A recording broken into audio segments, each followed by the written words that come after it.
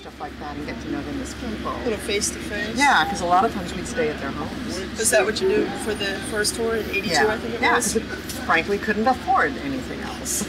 But it was also kind of nice to be able to do it. And a lot of the fans wrote ahead and said, we'd like to have you over for dinner. I mean, one of my best memories on the first U.S. tour was we were down in Virginia at a comic shop. So I don't even remember what shop it was.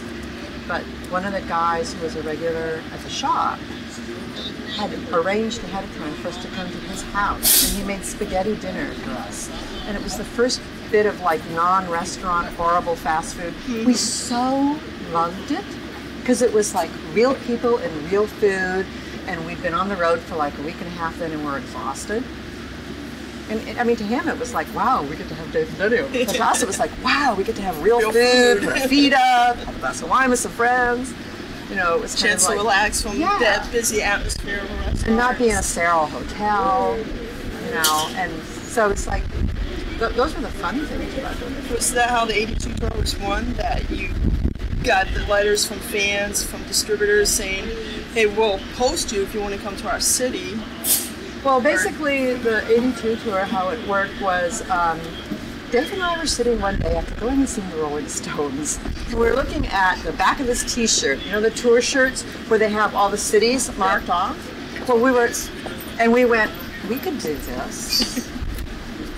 So we looked at all the tour cities and we called our distributors and we said, we want to do a comic shop signing in these cities. Can you arrange it?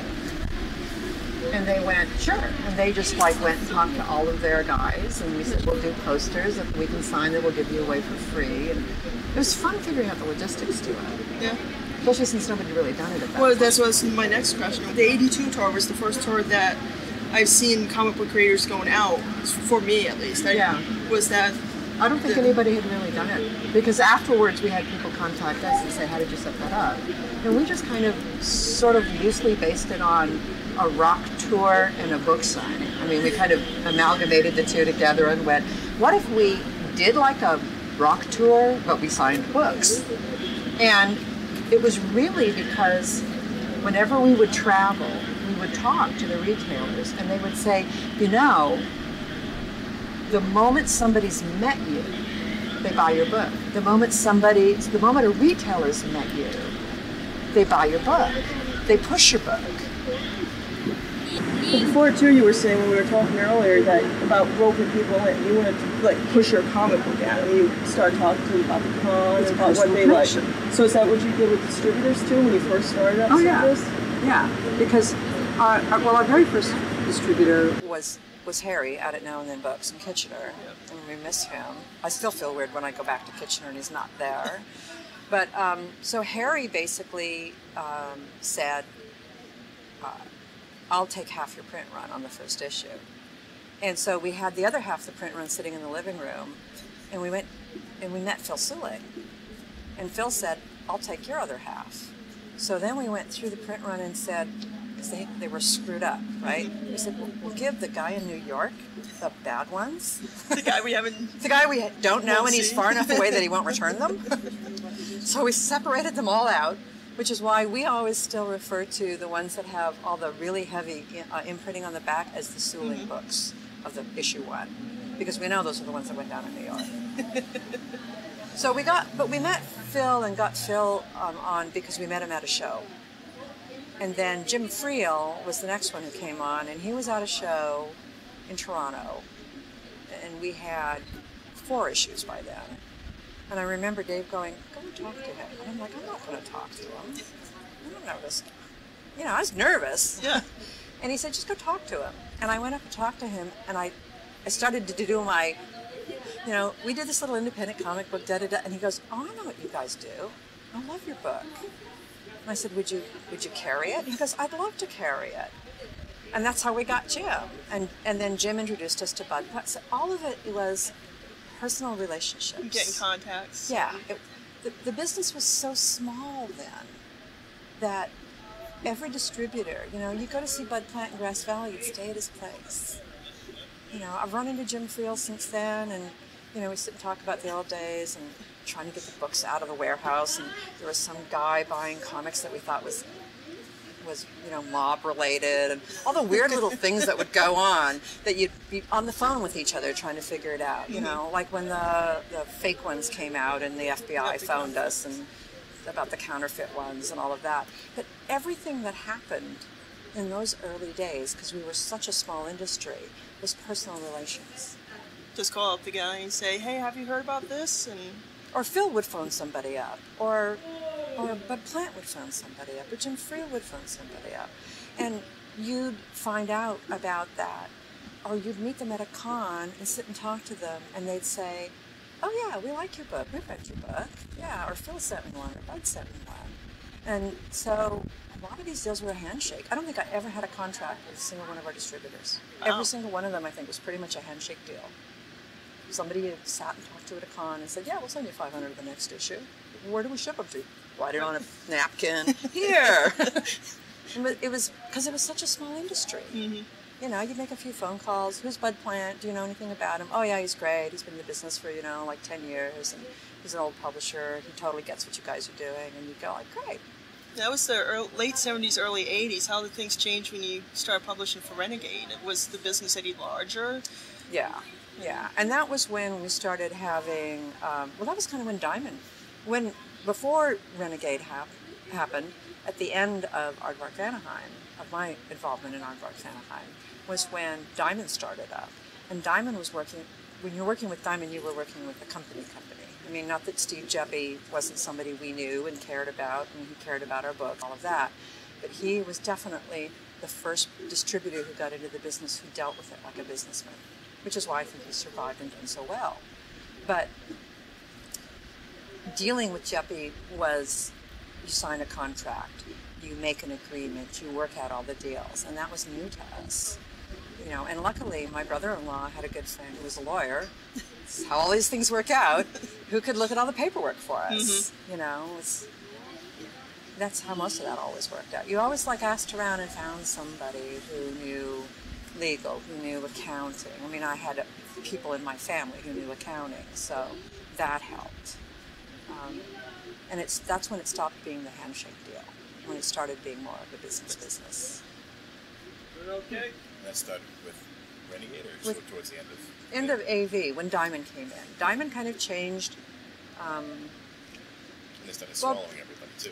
Well, I think also Diamond came in at a time when the business was growing a great deal, and there was opportunity for somebody to come in from a real business point of view who wasn't just, I shouldn't say just, who wasn't somebody whose background was, they used to be a dealer, like Bud Plant and Phil Suling and all those guys, Jim Friel, their background was they were what we call dealers. I always hate that word because it sounds like a drug dealer. They were book dealers. Take these covers. Every week we need that fix. So, it's... Little boy, you want a comic book? But, they were book dealers who started off at the cons that were just the dealer rooms. And so that's where that was their concept of what they were doing. They were doing it on a larger scale. When Jeppy came into the business, he came into it from the viewpoint of somebody who had business dealings and understood business dealings and understood what you needed to do, and sat down and had a plan of how he wanted to approach this to make himself a major player. More of a venture capitalist thing. Yes, very much so. And that was... As much as everybody bitches about Jeppy, and I know that people do, and I'm removed from it because I'm not in the business anymore, I think he forced the industry to grow up and become a business, and it needed to. Because we wouldn't have a con like we have right now if we hadn't learned to be businessmen. I think Dark Horse is a big part of that too. That they brought in. There's still funny things that too. There's a lot of now, there's more and more, especially in the past 5 years. There's been a greater level of goodwill towards the San Diego Comic Con, moving away from comics and getting all about games and toys and movies.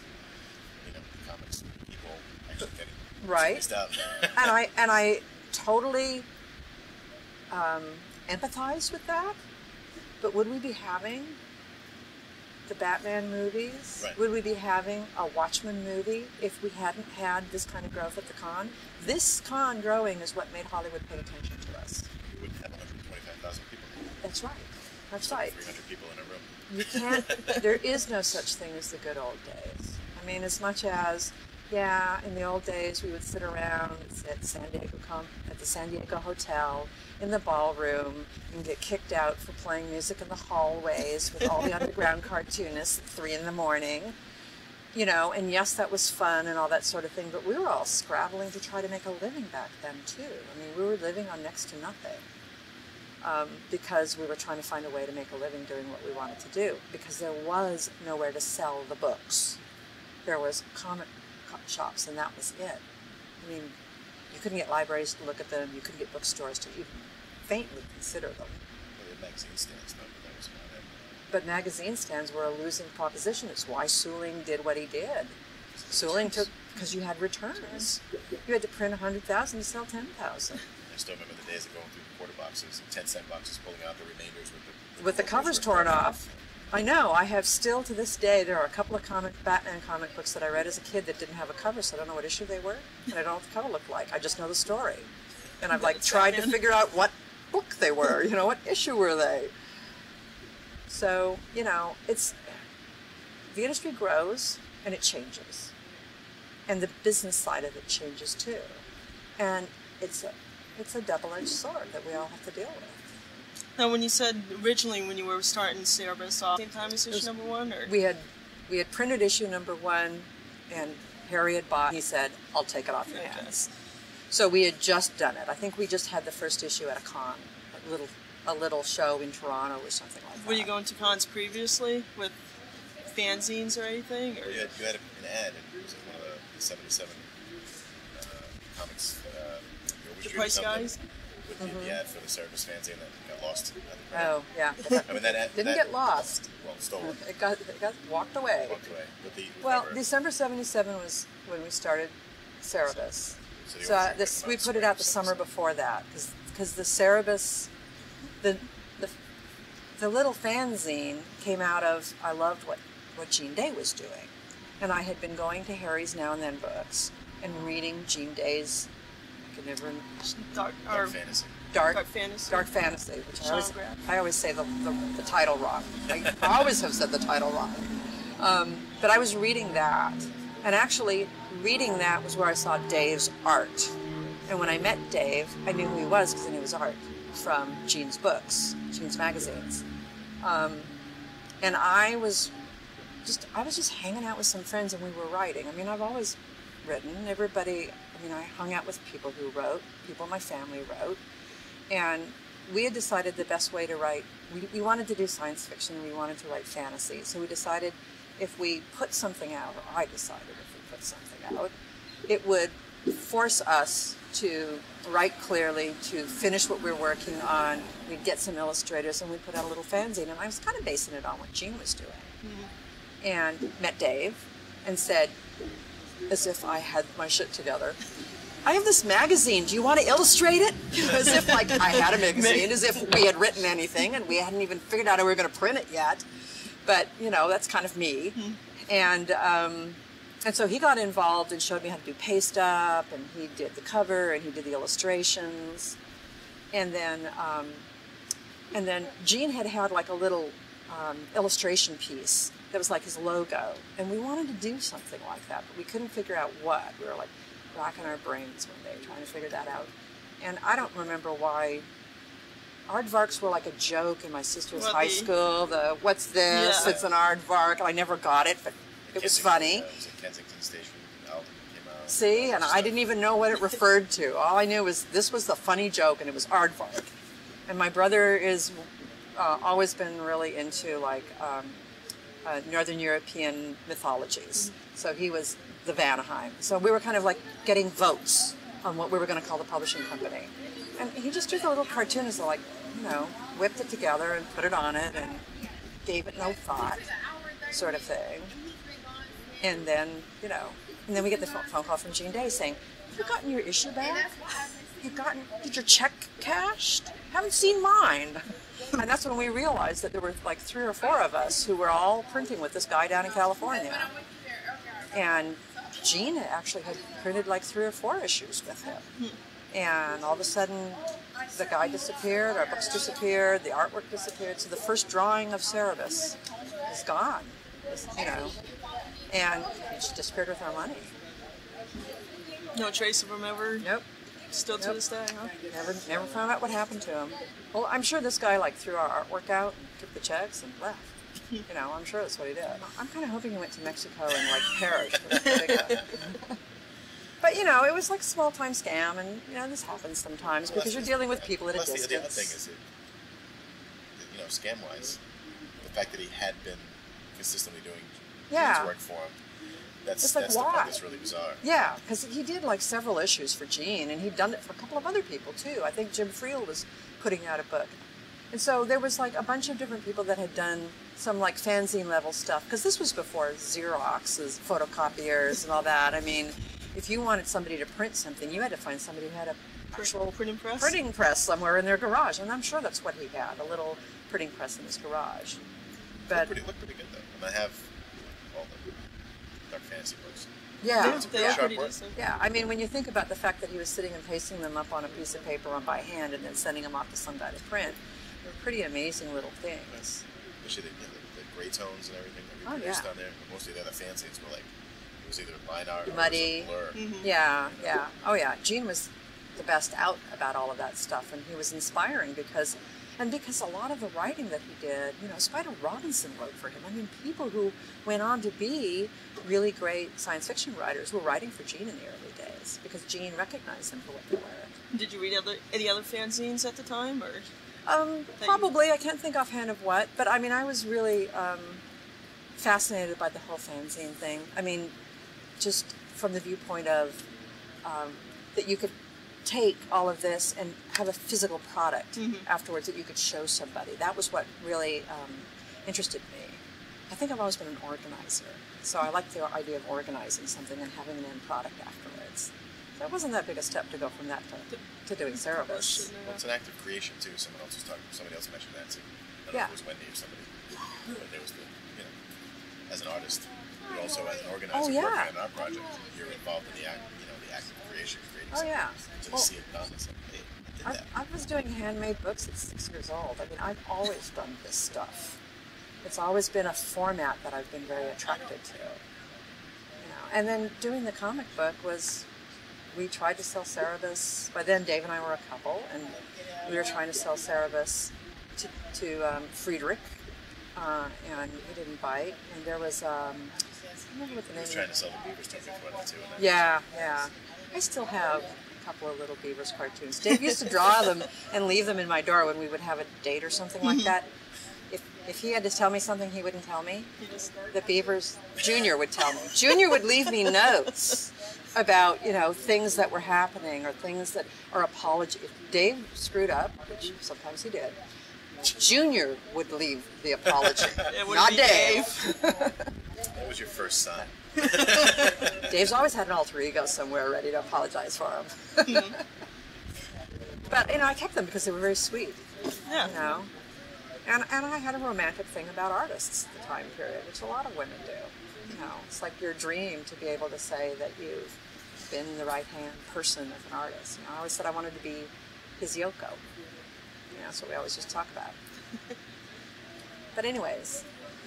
Well, you said he showed you paste up and layout and stuff for pages. Yeah, you mentioned in Blake's book that you were the Gerhard before there was a Gerhard. Yeah, you also did zippertones and stuff and shadows. Oh yeah, because you know, once we went to monthly, especially, and you know, we had much stronger deadlines to meet, and we went to monthly when we could see that the bi-monthly, that if we went to monthly, I remember sitting down in the living room and doing all the numbers and going, you know, if we went to monthly and we sold just X number more, like probably 200 more, it was a small number, and we went to monthly, I could quit my job and we could just do this. And it was like, oh my God.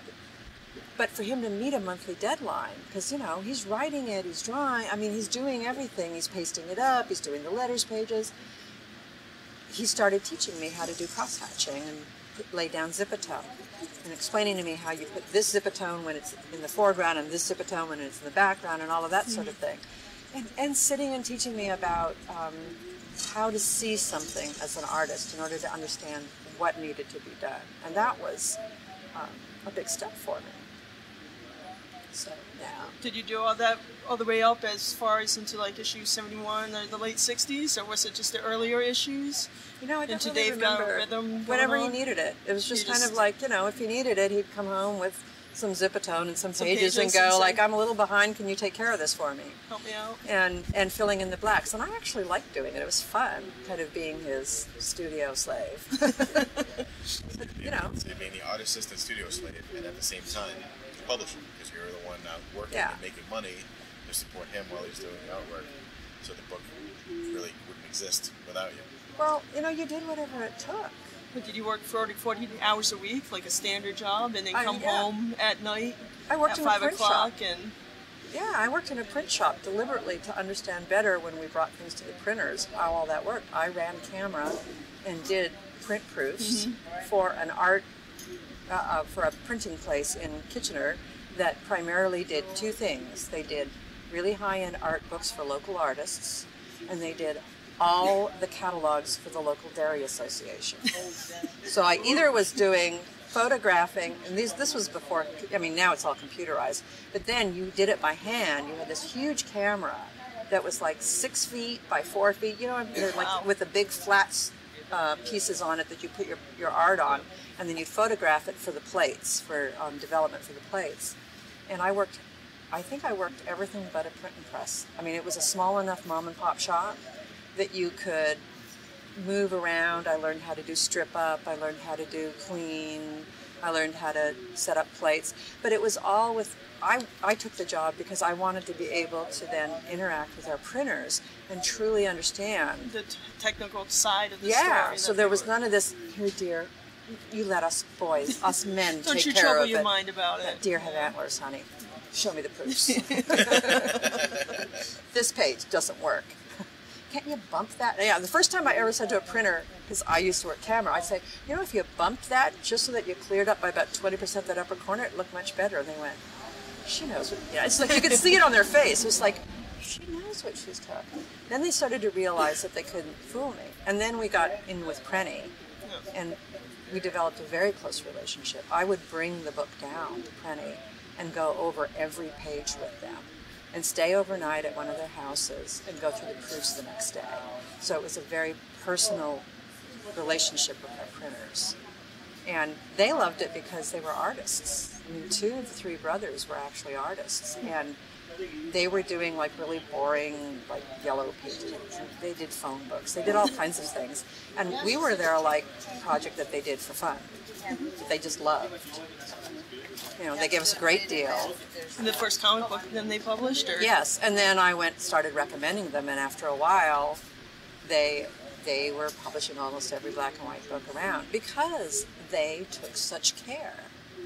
We weren't, you know, back then, most black and white publishers were the tail end of somebody's newspaper, because that's how the first couple of issues of Cerebus got printed. We were the tail end of the local newspaper, because that was the only economical way to get a black and white book printed. And to be able to bring it to a publisher who would actually work with you at making it look good, who went out and ordered paper specifically for their comic book clients that was a better quality. I remember when we first did this and everybody was like, you know, Richard and Wendy were like looking at our books and going, where did you get this paper? Because, you know, publishers think of this stuff. They're like sitting on. Wow, it's so white. I said, yeah, it's this new, like, super bright that the Prennies found for us. They're like this place in Alberta that makes it, and they ordered like 4 issues worth for us. And that's how we started getting people to go to them, is they started to get like, you mean your printers order paper specifically for you because it makes your book look better? That was amazing to them. But it made a big difference when you're doing black and white, that all your tone quality All the works and all cross that. hatching on the lines would stand out. Right. And especially because there were a lot of people doing black and white at that time for whom this was, the art was such a big part of the storytelling, which when you looked at the Marvel and DC way of looking at it, even though the fans look at the art, that didn't necessarily mean that all the people that were producing it were looking at it that way. It told the story, it did the deal. They weren't really that worried about it outside of that. Whereas for us, it was everything. You know, and they agonized over it. And you'd sit and sit at convention and compare pen nibs with each other, and pass tools around. And, try this one; it works really good. I found it at this little company down in New York. Everybody always shared all that kind of information. So once you got up and running to the point where you guys were running in the black, you didn't have to work anymore. How did things shift then, like as far as your duties and stuff? Because you're the one dealing with all the distributors. I dealt with the distributor. The name of the game was Dave doesn't have to do anything but the book. I deal with everything else. I deal with the distributors. If you get the phone call from the distributor that says I remember that the truck got lost in the blizzard and we lost 5 boxes of your books, which doesn't sound like a lot, but it's a big deal to you because you don't know how you're going to make that up. Setting up going to shows, setting up going on tours.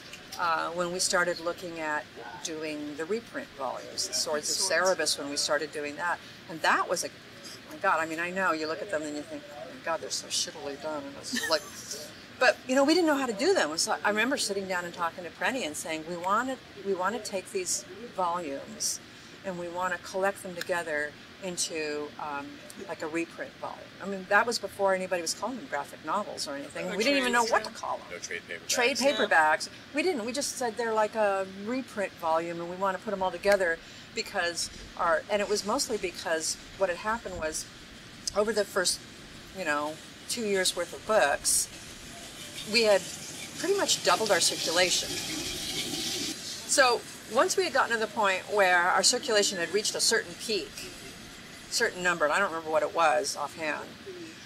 Then what happened was all the people who came on board at, say, issue 7 or issue 10 couldn't get the early issues. There was only a small number of them out there. That was when they started going up in price. That was, all of that started, the collectability. And then you started getting into the question of, do you want collectors or do you want readers? And this was a huge discussion amongst indies in particular around that time period.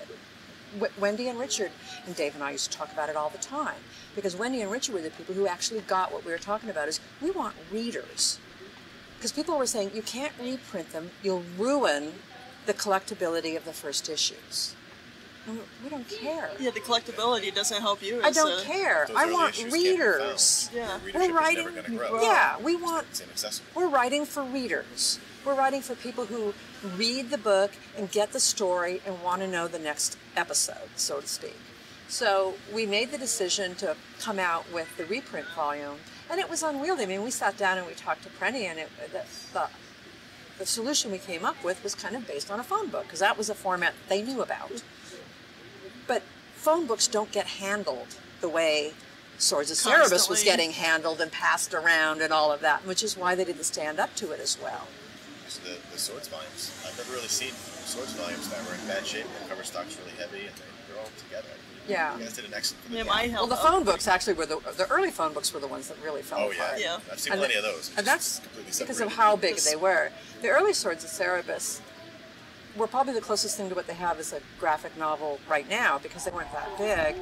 And the binding was solid. Yeah.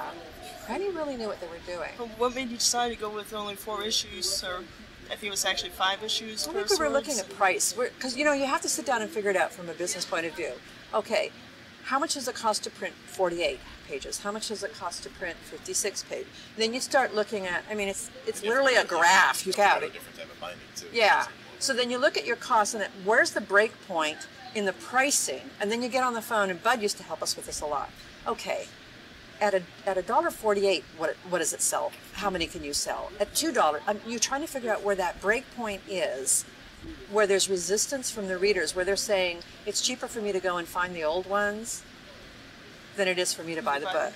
So you've got to figure out at what point you're serving your audience by making available to them at a price that makes sense to them all of the early stories so they can get caught up with where you are now. And you also have to be able to make your distributors happy because they need to make enough off of them. They take X number of shelf space up for the retailers. So they know that they have to sell X number of them for it to be worth their while to carry them. So it's a very precarious model that you work out to try to figure out what your costs are versus what your cover price is versus what kind of a discount you give to your distributors so that everybody gets something out of it, especially the readers, but also so that, you know, we get money off of it and the distributors make money off of it, so everybody gains from it. And that was the hard part. Once you figured out the first time, then it was like, okay, this is a model that we can do. Maybe once a year we come out with a new volume that we cover X number. And we tried to keep them within storylines, which was hard sometimes because it's a big, long story. Well, you got the Fuller News Saga, those 3 or 4 issues combined in Right. Swords. So Yeah, so I mean, but that was, and we had nobody to model it after. Also, I think the guys that were, oh God, I can't think of his name. I can't believe I can't think of his name. He was running Epic at the time. Archie Goodwin. Yeah, Archie was very helpful to us in that and helping us figure out price points and things like that. Archie was helpful to everyone. Yeah, yeah. Archie, see, we always said Archie really was in the indie field. He happened to work for a big company, but he wasn't really But part he was of out. it. He was out for the independent publisher. Yeah. He was out for the creator ownership. He was, Yep. you know, in terms of, he had the same mindset as an indie publisher, and we always considered him one of us. That was actually my first exposure to Cerebus was one of Epic the first Illustrated? color story I Yeah. illustrated. Yeah. I've had nightmares for months. on Movies lowering the kid into the the furnace. fire. Oh, yeah. That was pretty creepy. As I told Dave, it was like a Maurice Sendak story on acid. Oh, I bet you he liked that comment. That's his kind, yeah. Dave always liked to see how far he could push it, which is the sign of a good storyteller. With himself, with the readership? With the or readership, it's like, how far can we push it before they start really screaming about it? Well, he had kind of almost a quasi-antagonistic relationship with the readership. He's always from had issue- that. I mean, He it has became a- evident in the letters pages, like Yep. by issue Oh, yeah. like 10. Yeah, well, he had a kind of love-hate thing about the whole concept of fandom. It was like he's a part of fandom, he'll always be a fanboy. And there's a part of him that is proud of that, and there's a part of him that's kind of, he's smart enough that he would look at it and be kind of uncomfortable with the concept of it. So there's that love-hate thing going on. Well, what other things did you go through as a publisher starting off Cerebus? Like with the Swords, I think the final Swords volume, one of the issues was missing from it. Issue number 25 was left out. That must have been a... You have a better memory than I do. Had to print the supplement. I know, Yeah, when the I was supplement. when I was reading your questions, I was thinking there's some things in there that I thought I don't know the answer to that because that's like 30 years ago. I can't remember what I did back then. You know, so I've been kind of trying to remember since you sent that email, and I think that I'm trying to remember if we did that on purpose or not because every time you put an issue of Swords together, you try to think like, do these stories all belong together, or do we not? And there's also, oh, I remember what it was. It was a binding constriction. It was like you could get so big, and then at that point, it was a real question of if we put in these extra pages, are we going to start losing the cohesiveness of the binding? Which Prenny was really good at, like, going over with us. So it was kind of like, do we wait, put it in a different one? So that was kind of like the orphan that kind of got left out. But it was listed on the back of the book, too. So it was, Yeah, on the back maybe cover at it the showed right before the... it went to press, there was like maybe There was 6 like, no, pages you can't over, do that. Yeah. And then forget to take it off the back. Yeah. Like, oh, we And have those to kind make of this things. match somehow.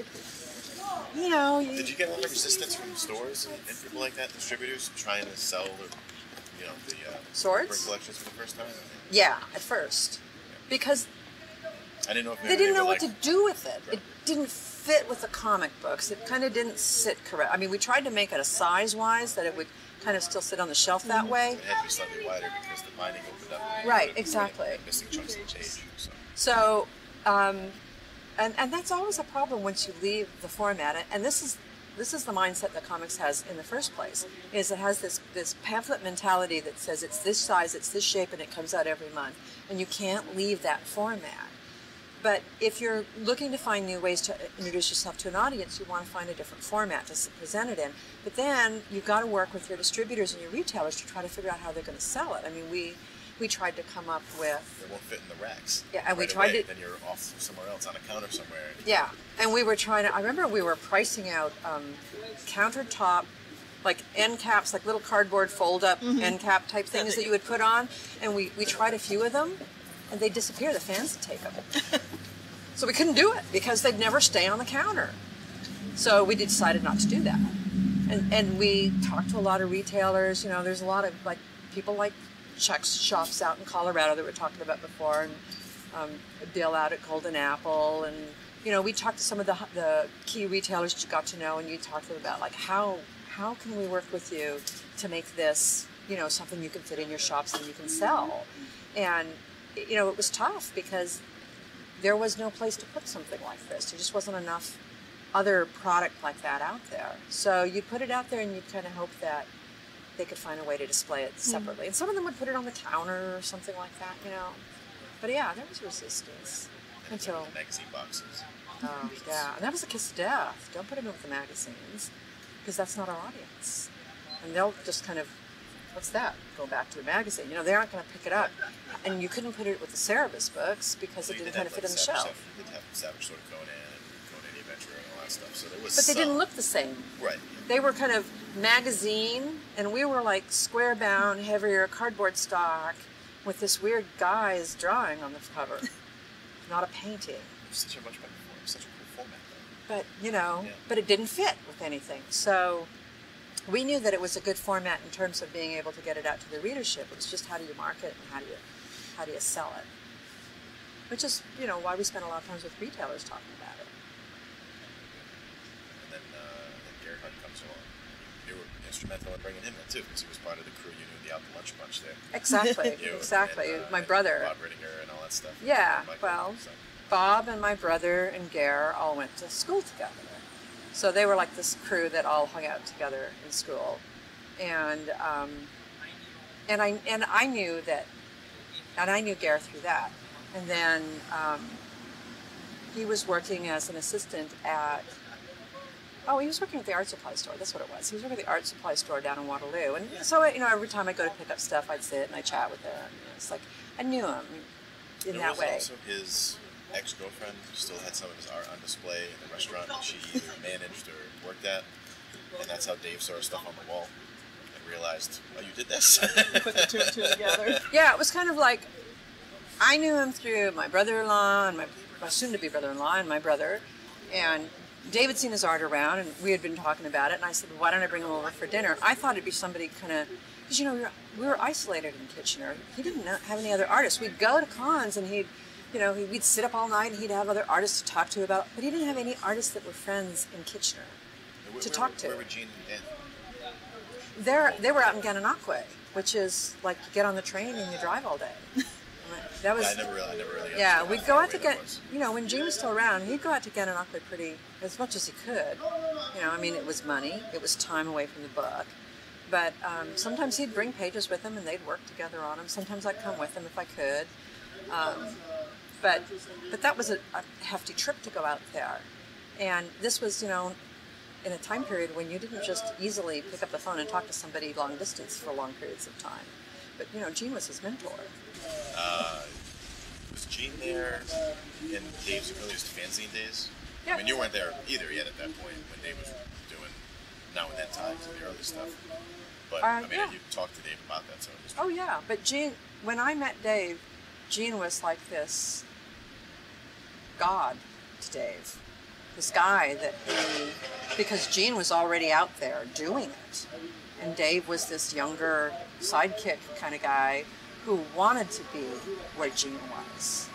And Gene, God bless him, was totally okay with Dave coming and hanging out at the studio and picking up some tricks and you know, I still have memories of Gene sitting leaning over that with the forever cigarette hanging out of his mouth, the hair down, you know, it's 3 a.m, Gail off coughing somewhere, and you know, Gene and Danny and Dave all sitting around and drawing with just little pools of light over their little boards. I mean, it was like The Boys. It was The Boys in Gananoque and doing comic books or whatever it was Gene was doing at the time. But he was like Dave's big inspiration.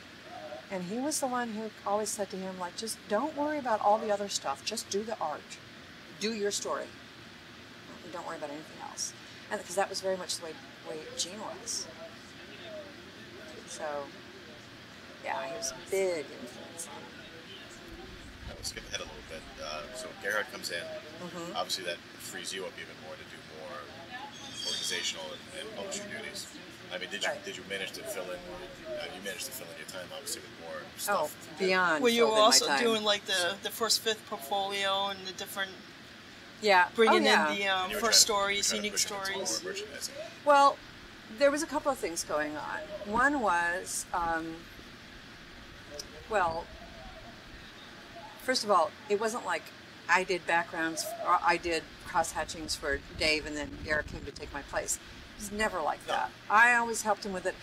Bringing Gare in totally freed Dave up to completely concentrate on the storytelling and the characters because Gare was such a great background artist. You know, I mean, this was like a perfect pairing. And at first we couldn't kind of figure out how to do it. But, you know, I didn't worry about that because Dave's always going to be somebody who, if he wants to do something, he'll find a way to do it. So I didn't worry about that. And I really didn't get into the studio a lot. I kind of left Dave alone to do whatever he was doing in the studio. My end of it was sitting in the office. There was me, there was my assistant Jennifer, and we had a guy come in, a friend of ours, who came in once a week and took care of the mail. Because the fan club was a lot to deal with. It was just a lot of mail, and you wanted to handle it well, and you wanted to be able to answer people. So we had a guy that just came in once a week, and that's all he did was the fan club mail. And dealing with the distributors, dealing with the printers, proofing the books, taking care of, we were doing we were just starting to work on foreign translations then. So that was a bigger part of it. And then, I can't remember what year, then we started thinking about adding other titles. And that was just me wanting to figure out if I could do something beyond publishing my husband. It's like, it's one thing to publish your husband, it's another thing to publish people that aren't part of you, and still be able to keep the ability to see how you're doing it and make good decisions for them. And so doing Journey and Neil the Horse were like that big step for me. So then it became like a real publishing concern, where you're always getting books in, you're always getting paid. I mean, then it became like, what was fun was getting the pages in. You'd get the pages in, you go over them, you get on the phone, you talk to the artist, you talk about, you know, how this is developing or how this is going or, you know, whatever. Flaming Carrot, getting Flaming Carrot in, which was always interesting because Bob is not a traditional artist. You know, Bits and pieces, oh, put it together. yeah, it was kind of like jigsaw puzzle time. It's like, okay, you know, he'd have like bags with like the pages in them and panels that he'd cut out because he didn't like that one. He redid it on something else, which wasn't the same kind of paper. I mean, Prenny, God bless them, was really good at figuring all this stuff out because, you know, you bring a printer a page that's 3 different kinds of paper that are different colors of white. How do you get the camera? Stuck together, and they'd be like, and they always were up to the challenge, and we'd be sitting there trying to figure out how to do that, shooting it and taking a look and seeing what we needed to fix. Well, Burton You know? almost did that on a bet anyway, wasn't it? He wasn't a comic book guy until that point. Well, we met Burden at Atlanta Comic Con. It was like kind of like I could do that. Yeah, exactly. That was his So he comment. did. You know, like, he was a dealer, and he basically said, you know, oh, you know, looking at what everybody else is doing, it's like, you know, anybody could do this. I could do this. It's like, oh yeah, Show us. send us a book. You know, and he was always a challenge. I loved working with Bob because you never knew what you were going to get. I mean, I remember sitting down, I would be like calling him when we would write up because I also did all the PR and all the marketing. So we'd be sitting down working with guy, Michael Dooney. We'd sit down working with Michael Dooney, who was the guy that he lived in Michigan, and he drew up our one page The ads. that went out and Yeah. did the ads. And those were all done over the phone. I would phone all the different artists, and I would get from them, like, what are you doing 3 months from now? Well, Bob never knew. He'd make it up. It was never what was in the book. He'd, like, tell me some malarkey story. We'd write it up. We'd take some piece of art. You know, I would tell the guys, like, send me, like, art that we can use for promo. You know, do a couple of character pieces, and I can send them to Michael so that he can do them. And we'd send them to him, and 3 months later, we'd be soliciting the book. Or 2 months later, we'd be soliciting the book. And Bob would give me something totally different for the solicitation piece. And then when the book would come out, it still wouldn't bear any resemblance to Flaming Carrot. It's just like, but you know, by then you started to figure out that the fans really didn't give a shit. Well, that's part of the charm of the book. They knew this, like, like Harlan Ellison's bios at the back of his books. You knew it was bullshit. You just went along with it. And got what you got. Exactly. It was kind of like it's pure Bob. It's pure Flaming Carrot, and the kind of people it's going to appeal to aren't going to be the kind of people that read your promo in the Diamond catalog and go yes or no. They're going to pick it up because they're going to pick it up. So get back to that drug dealer mentality. Yeah. Need it. Whatever you It's a Flaming Carrot. It's a little dirty. It's fine. Shoot it in there. So how long? I mean, we won't go over the whole LSD bender and all that stuff. That was. But as things got to deteriorate with you and Dave fighting more, were you thinking of Renegade before, or was it until after you left Aardvark Anaheim? We're trying to think. Well, no. Now? Renegade came out of before Renegade. You have this scenario where I'm going to cons, I'm hanging out with people, and really where it all blew out of was I met Dean Mullaney. Dean Mullaney to me was a real publisher because he was doing this line of comics, and he wasn't related to any of these people. He was actually publishing people and acting like a grown-up publisher. And I'm like sitting and talking to Dean Mullaney, Cat Ironwood, Wendy, at a Chicago con. Like, I don't even know what year this was. It was before we did any of the other titles. And I'm like, why am I not a real... I was feeling like I'm not a real publisher because I'm just publishing my husband. And Richard Cooney and I used to talk about this. But Richard had more of a sense of himself that he was comfortable with it, and he was good with it, and he was damn good at what he did. I had a lot of issues about it and wanted to feel like I want to be able to prove to myself that I can do something besides just publishing my husband. Just publishing your husband is, I'm not saying it's easy, but it's a different thing from publishing a bunch of people where you have a business relationship and a responsibility to them. Can I pick out another good title that will sell? And it started with Bill Lopes. We met Bill Lopes at a party. And he did this book called Abortion, a story called Abortion that was in the free giveaway. There was this guy that did a party in Michigan every year that Dave and I always went to. And the thing was, if you were an artist and you came, you had to contribute something artistically. We would bring copies of Cerebus. Bill would bring stories. And he did this story called Abortion that was just mind-blowing to us, where it was a fetus hanging on a tree talking to you. Really wild. Out there. So we went and talked to him and said, do you want to do this? So out of that, I started publishing Bill. I started publishing Arn Saba's Neil the Horse. And so then we had did Flaming Carrot, started having this stable of like 5 or 6 titles that we were doing besides Cerebus. And it became Aardvark Anaheim, kind of the umbrella company. And that really was kind of indicative of where Dave and I were going too. That this began as a company to publish Dave, and then I wanted it to become an actual publishing company where it had a flagship title and all these other titles. And it began to have us go in divergent directions, where I had things I wanted to do that had to do more with the overall picture of publishing, whereas he wanted it to get right down again to it's just Cerebus. And that's when we started fighting, really. It was I want to do all these titles and he wanted it to get back to Cerebus. So when we split, it was like, okay, if we're going to split, then you take all the non-Cerebus titles and I'm going to go off and do Cerebus. And that's where Renegade came from, really, was me going to each of the artists and saying, this is what's happening. Are you willing to sign with me? And the only person who didn't come with me was Bill Lopes. And I really, and to this day, I really can't even blame him. I mean, Nadine was trying to protect him, and she said, we don't feel like you're paying attention to us. That in the midst of all of this that's going on with you and Dave, we're getting left out. You're not paying attention. And although I was hurt at the time, I can look back in retrospect and say, you know what? She was protecting a man. She was doing what she's supposed to be doing. And as hurt as I was at the time, that was what she was supposed to be doing, making sure that Bill got taken care of. So when they jumped ship to Fantagraphics, it was also a wake-up call for me. That it's like, I need to pay attention to what I was doing and not get so caught up in the drama of the marriage falling apart and splitting up the company and all of that, that I'm not taking care of my artists. Easier said than done. It's got to be hard, though. Did Dave think that taking out all these books was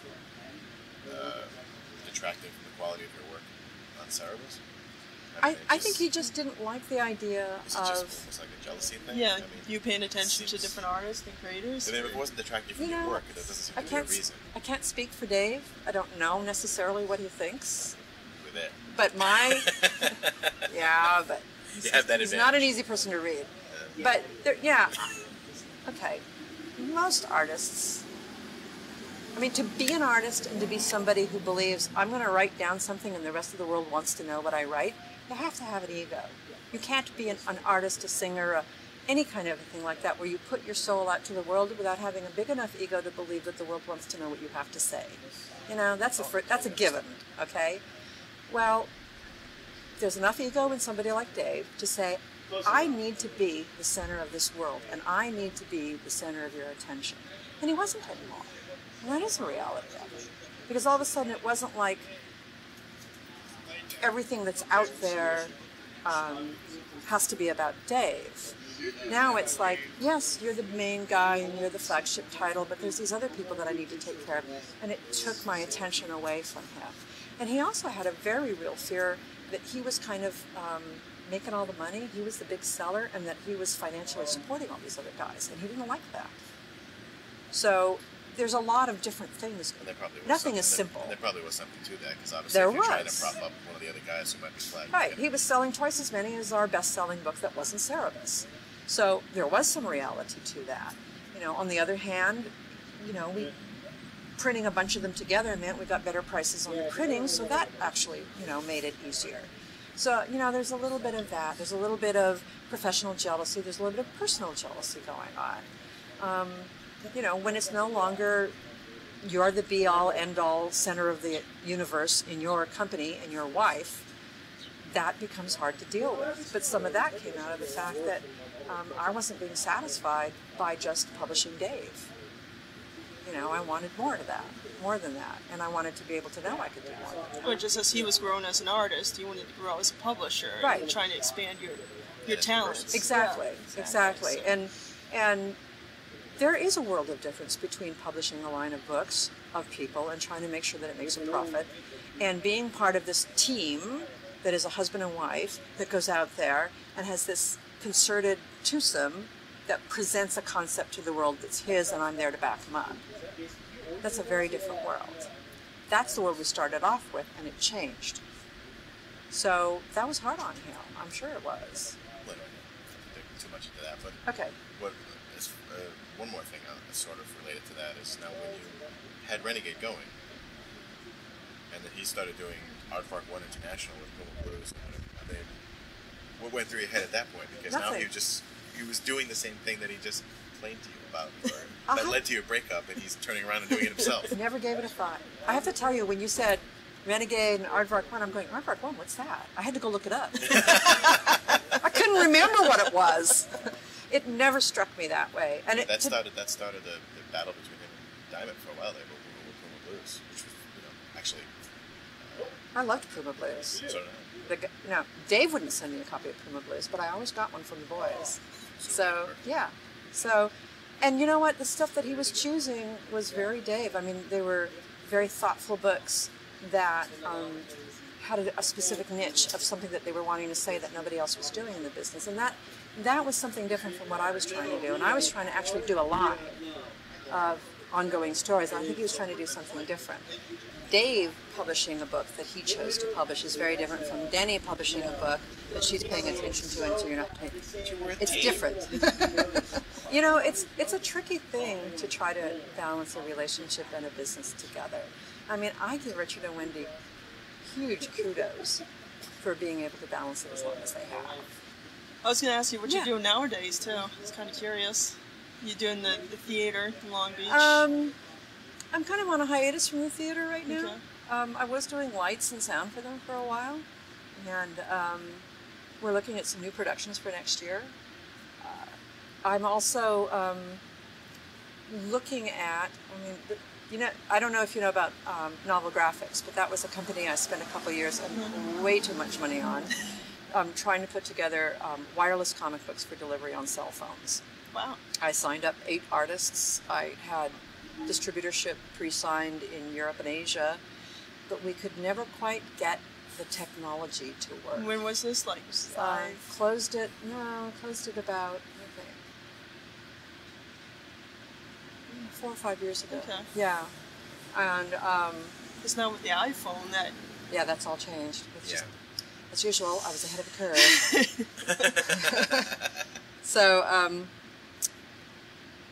I did that. Are you and still in contact with the principals in that project?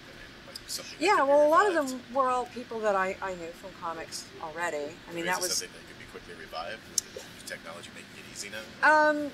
There's too many big players. I mean, Warner Brothers just announced a line that they're doing like that, and it's a lot of money. And at the time, I sold my house to try to get into it, and I don't have that money anymore. So I'm kind of getting pulled into another direction, which is I've been meeting. See, things come to you when you're ready. I've been meeting some writers and some artists who are very drawn to the medium, but they don't know about comic books. All they know about is graphic novels. I've been meeting them at art shows and having people say to me, I'd really like to do a graphic novel, but I don't know how to go about it. But I've been looking at them, and they just look really cool. So I'm meeting with a group of artists and writers. This is like Renegade all over again in some ways. And but I'm not going to worry about whether we make any money, because these are all people who their milieu is the gallery world, and they have art out there. They just want to explore the medium, and but they don't really get it in some ways. I mean, they're fascinated by it, but they don't have the background for it. So I'm meeting with writers and artists to kind of act as an editor, to put some work together, and we'll probably put it out online initially, just kind of get some feedback. Print on demand or something too. Yeah, exactly. So I mean, there's so many different options now that are available that weren't available when we were starting AV, that I'm looking into different ways depending upon how people want to do it, because we're looking at the possibility of doing comic books where we can do art shows, this is something I've always wanted to do an art gallery show where you have a comic book that is the giveaway to promote the art show that's the art that's on the wall, and it's all of one piece. And then you go from there. That'd be nice. Yeah. I'd like to do that. Yeah. So, and then the people that I'm doing the theater with are very interested in trying to put this all together with live theater. So over the next year, I want to see how we can put all of these pieces together and do a live theater piece in an art gallery with a comic book that you give away that's all part of the whole thing, and then put it on the web. Nice. So we'll see. Painter first and a graphic novelist second. A graphic novelist. See? That's a phrase that I never thought I would ever hear. Blame me, blame Verizon. But that isn't what he intended when he came up with the phrase, you know. It was just a way to explain what he did. Well, comic book wasn't as he said, comic book was a misnomer. Comic book is funny. It's not a funny book, and it's not comic, and it's not a book. How can you call it a comic book? It's either that a sequential story or a graphic novel. Right. It sounds cool. Yeah. But it's graphic. You think picture. Novel. You think words. Words Right. and picture. It's a perfect phrase. I think it is a good phrase, and what's neat is that it's gotten to the point now where it's very identifiable. People, like I said, I was surprised to find out that there are people who don't really know what comic books are, but they know what graphic novels are. They could just walk into the bookstore nowadays and pick one up. So. Oh yeah. Well, comic book is still a very kiddie, term. Yeah. Floppies is a term that drives me up the wall. I can't stand that one. I don't know And why. that's the new phrase that's coming out now. Yeah. It sounds so derogatory to me more than any other one. Floppies were these little things that we used to put in computers. Exactly. Excuse me. No, it was nice meeting you finally. Yeah, well, I'm glad to meet you because I've been, I check in on the website every once in a while to see what's going on, especially seeing stuff about Cerebus from a girl's point of view. Because, there's a certain kind of dichotomy going on there, sort of thing. So I'm really glad to see you doing that. Yeah, thank you. Okay.